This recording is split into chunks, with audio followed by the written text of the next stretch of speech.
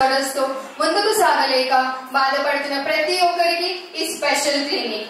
ఈ క్లినిక్ పేరు heal touch spiritual clinic. Pentecost సంఘంలో 25 years ఎక్స్పీరియన్స్ గల డాక్టర్ ఆత్మబలం గారు మన మధ్యలో ఎంతో బిజీ షెడ్యూల్ ఉన్న ఆన్ ది స్పాట్ అపాయింట్మెంట్స్ తీసుకొని మన ప్రతి రోగాలని నయం చేశాం. So let's begin. 24/7 ఈ హాస్పిటల్ ఓపెన్ అయ్యే ఉంటుంది. ఈ డాక్టర్ ఏమో ఏదో సంవత్సరం ఒకసారి వస్తుంది, నన్ను మాగం చేస్తుంది. సరే, ఎంతమంది పేషెంట్ వస్తారో ఎంత సూచనలు ఇస్తారు. సరే, నా పని చేయక తప్పుతారా? మీరు కూడా చూడకండి నాతో ఈ స్టోరీ వినడానికి. అవును, నా మీద ఎన్ని సెటైర్లు వేస్తున్నావు. లాస్ట్ టైం నాతో స్కిట్ లో తాత వేషం వేసావు కదా, ఇప్పుడు ఎందుకు ఇక్కడ వచ్చినావు? అంటే డాక్టర్ మీ దగ్గర ట్రీట్మెంట్ తీసుకొని ఇలా అయిపోయాను అనమాట. సర్లే, ఇదంతా ఆఫీస్లీ ఫస్ట్ అపాయింట్మెంట్ వైజ్ పిలవండి పేషెంట్స్ ని. అమ్మా, ఫస్ట్ పేషెంట్ రామా లోపలికి.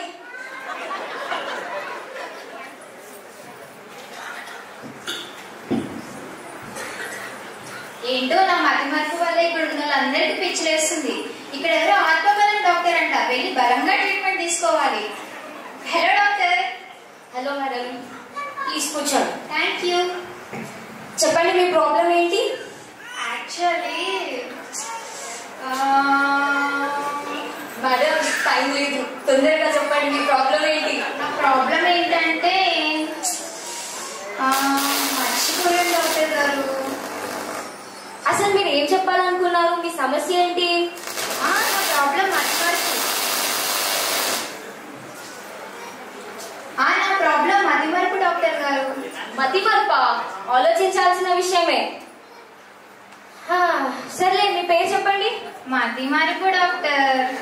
మీ ప్రాబ్లం కాదండి, మీ పేరు చెప్పండి. నా ప్రాబ్లం మతిమరుపు, నా పేరు మతిమరుపు. భలే సింక్ అయిందండి. అదేంటి మీకు ఇలా ఎప్పటి నుండి అనిపిస్తుంది?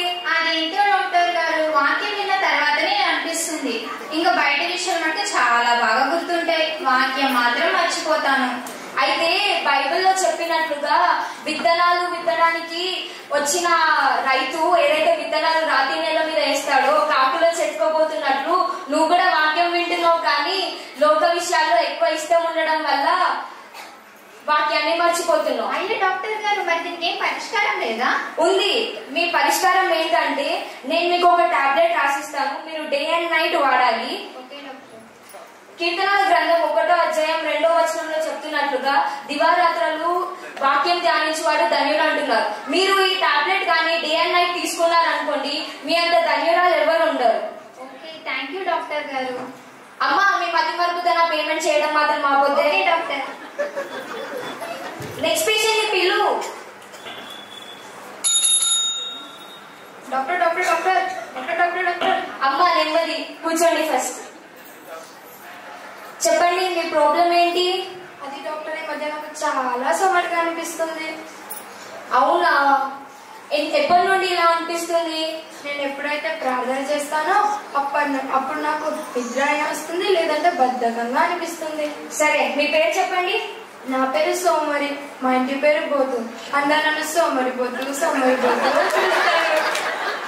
అంటే ఇప్పుడు నేను మీ పేరు ఏమని రాయాలమ్మా ఇందులో? సోమరి బోతునే డాక్టర్ గారు.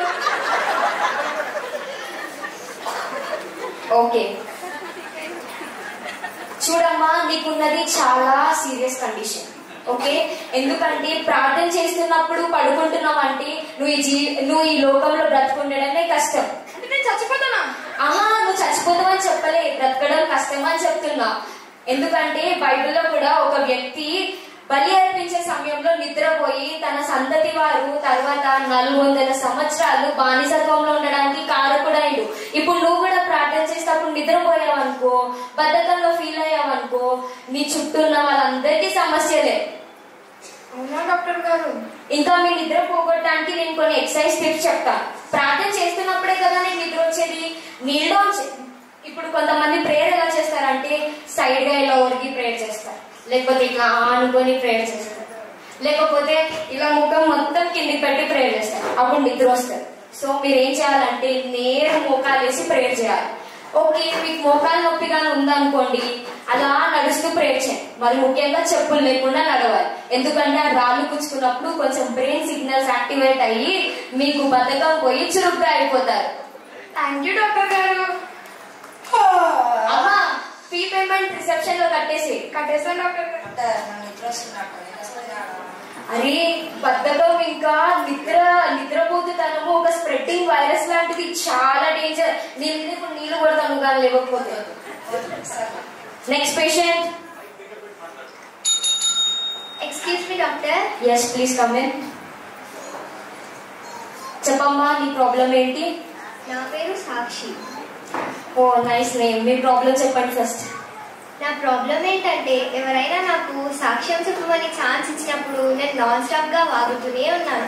అక్కడ టైం అయిపోతున్నా కానీ ఇక్కడ నా సాక్ష్యం మాత్రం అయిపోవట్లేదు. ఆత్మబలం గారు అందరూ నన్ను చూసి ఏంటి ఇలా లొడా వాగుతుంది అని తిట్టుకుంటున్నారు. నన్ను ఈ ప్రాబ్లం నుంచి ఎలాగైనా బయటికి తీయవచ్చు కదా.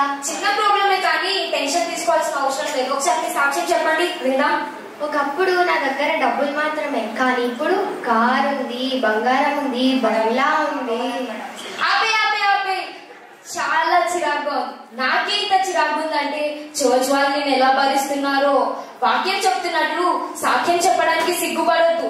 కానీ మీ సాక్ష్యం కొంచెం బోరింగ్ గా ఉంది, ఫీల్ అవ్వద్దే. కానీ ఇది మీరు ఎలా ఓవర్కమ్ చేస్తారంటే దీనికి మెడిసిన్స్ అవసరం లేదు. మీరు కొంచెం స్పిరిచువల్ జీవితాంతం ఒక స్పిరిచువల్ టిప్ ఫాలో అవుతే చాలు.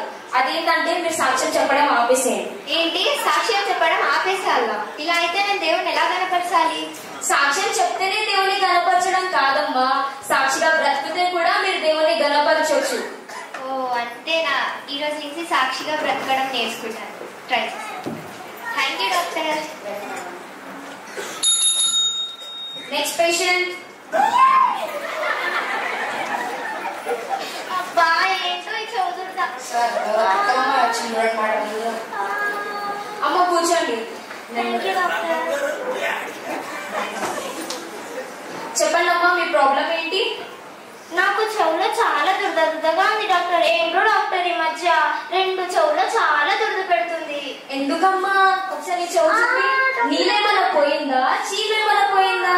లేకపోతే పుల్ల పెట్టి ఇలా తిప్పావా? లేదు ఆత్మబలం గారు, ఈ మధ్య పక్కింటి వాళ్ళ మాటలు, ఎదురింటి వాళ్ళ మాటలు, ఊర్లో అందరి మాటలు నా చెవులోనే పడుతున్నాయి. వాక్యం వింటున్నప్పుడు ఆ మాటలే గుర్తుకొస్తున్నాయి డాక్టర్. అవునా? చాలా క్రిటికల్ కండిషన్. మీ పేరు చెప్పండి. దుర్గా సావిత్రి డాక్టర్. పేరు కూడా బాగా సరిపోయిందమ్మా. మీకున్నది ఇక్కడ ఉన్న చాలా మందికి కూడా ఉంది. ఎందుకంటే బైబిలే చెప్తుంది ఈ ప్రాబ్లం కోసం. 2 తిమోతి 4:3-4 జనులు హితబోధను సహింపగా దురద చెవిగల వారై తమ స్వకీయ దురాశలను అనుకూలమైన మాటలు వింటారంట. వాళ్ళకున్నట్లు నీకు కూడా ఉందమ్మా. ఇది కామన్ కండిషనే కానీ సీరియస్ కండిషన్. ఇది మీరు ఎలా ఓవర్కమ్ చేస్తారంటే ఇప్పుడు చెవుల్లో ఏది పడితే అది పుల్లబెట్టి గెలిపితే ఇది మొత్తం పరద చింగిపోయి బ్యాలెన్స్ అవుట్ అవుతుంది. ఇప్పుడు మీరు ఊర్లో ఉన్న వాళ్ళ మాటలు, పక్కింటి వాళ్ళ మాటలు విన్నావంటే నువ్వు బ్యాలెన్స్ తప్పిపోతావు. నీ దగ్గరికి ఎవరైనా వస్తున్నప్పుడు నువ్వు చెవులో దూది పెట్టేసుకో. వాక్యం వినేటప్పుడు మాత్రం దూది తీసేసి, అప్పుడు నువ్వు కొంచెం దేవుడికి దగ్గరగా ఉంటావు, దేవుని కనపరిచి అందరికి స్వార్థగా బ్రతుకుతావు. Okay okay doctor. Thank you doctor.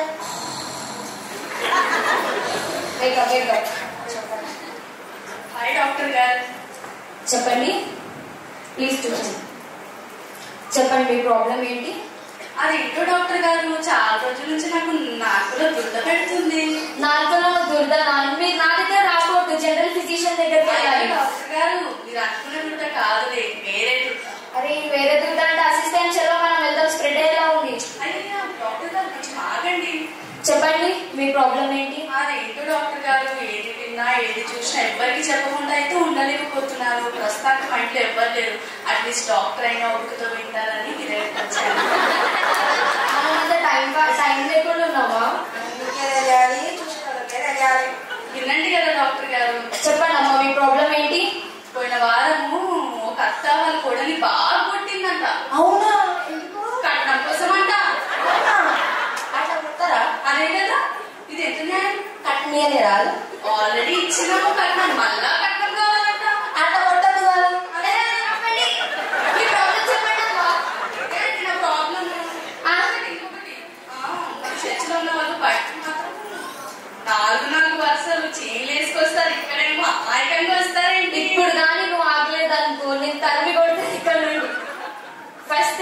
చెడు చెప్పడం ఆపేసి, ఓకేనా?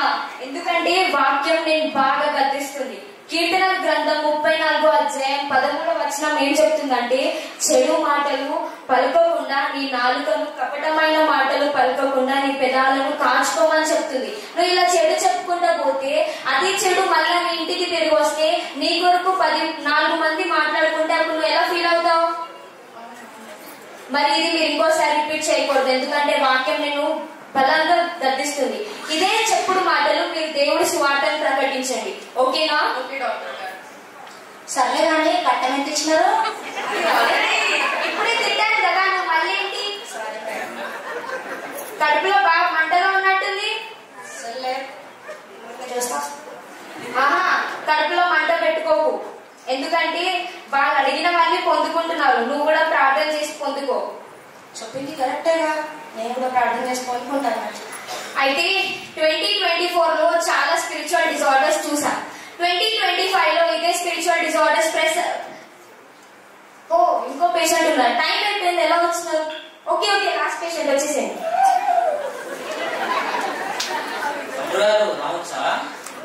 Please coming. ఈ మధ్య కాలు చాలా నొప్పి వస్తున్నప్పుడు ఎందుకు? జాగింగ్ ఏమైనా చేశారా? 10 కిలోమీటర్లు లేకపోతే ట్రెక్కింగ్ ఏమైనా చేశారా? ఈ నెల నుండి ఈ వరకు 15 చర్చలు తిరిగా. 15 చర్చలు తిరిగావా? ఎంత ఓపిక ఉందండి. అవును, చక్రాలు ఏమైనా ఉన్నాయా? ఏంటి అదన్నా పెద్ద ప్రాబ్లమా? డాక్టర్ గారు, నేను చాలా మంది చూసాను అలాగా, ఇట్లానే చాలా చర్చలు జరుగుతూ ఉంటారు. అదేం సీరియస్ ప్రాబ్లం అనిపించట్లేదు, కానీ రోజుకి నా షోల్డర్ చాలా ఎక్కువ అవుతుంది. నాకు చేయలేదా? మీరు కొంచెం కొద్దిసేపు వెయిట్ చేయండి. అసలు మీరు ఎన్ని చర్చలు మారవడానికి రీజన్స్ ఏంటి? డాక్టర్ గారు, నేను చాలా మంచిగా వాడతా.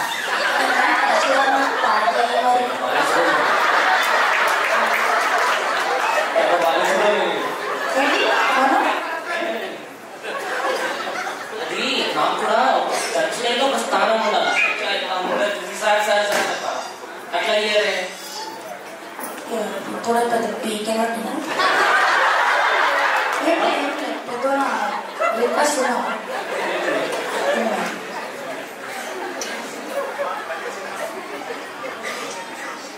కాదు డాక్టర్ గారు, నన్ను ఎప్పుడు చూసినా పచ్చడి గారు మొత్తం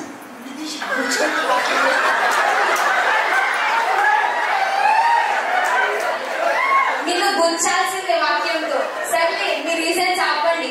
మీరు ఫస్ట్ ఒకే చర్చ్ లో స్థిరంగా ఉండడం నేర్చుకోండి. మీరు ఒక్క చర్చ్ లోనే స్థిరంగా ఉంటే ఎదుగుతారు, లేకపోతే ఎదగలేరు.